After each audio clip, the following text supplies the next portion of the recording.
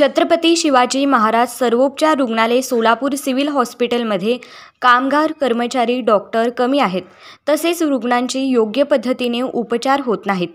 आज ओपीडीमध्ये जवळपास 2 तास लाईट बंद होती। मोबाईलच्या टॉर्चद्वारे सलाईन उपचार चालू होता। रुग्णाला या वॉर्डातून त्या वॉर्डात नेण्यासाठी कर्मचारी सुद्धा नव्हते।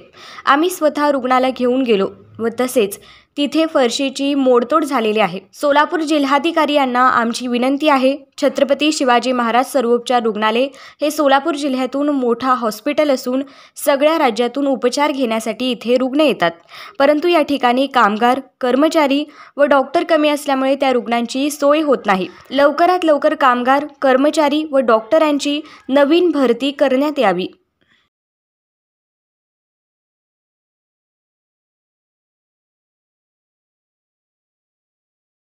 हा जो मल्लप्पा आहे बोगडे राहणार उमराणी।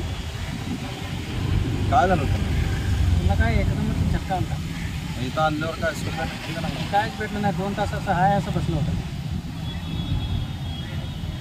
सांगायला गेलं की एकमेकांवर ढकलून काय त्यांनी उपचारच करून आलं होतं।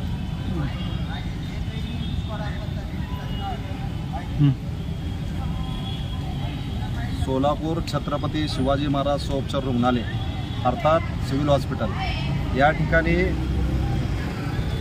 महाराष्ट्रात नव्हे तर परराज्यातून सुद्धा या ठिकाणी मोठ्या प्रमाणात लोक येतात, परंतु हे सिव्हिल हॉस्पिटल नावालाच मोठं आहे। या ठिकाणी कर्मचारीची त्या ठिकाणी कमतरता आहे, कुठल्या पद्धतीनं उपचार लवकर होत नाही।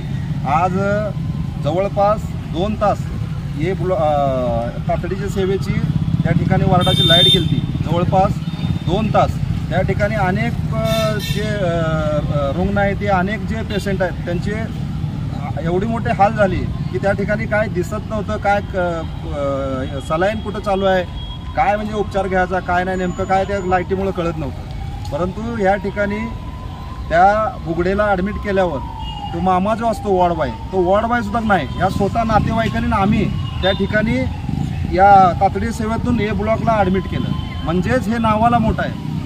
माननीय सोलापूर जिल्हाधिकारी साहेब यांना मी विनंती करतोय की आपण सिव्हिल सोपचार रुग्णालय याच्यावर लक्ष घालून कामगाराची ताबडतोब भरती करावी व डॉक्टराची वाढती करावी। या ठिकाणी या व्हिडिओच्या माध्यमातून मी एवढीच विनंती करतो।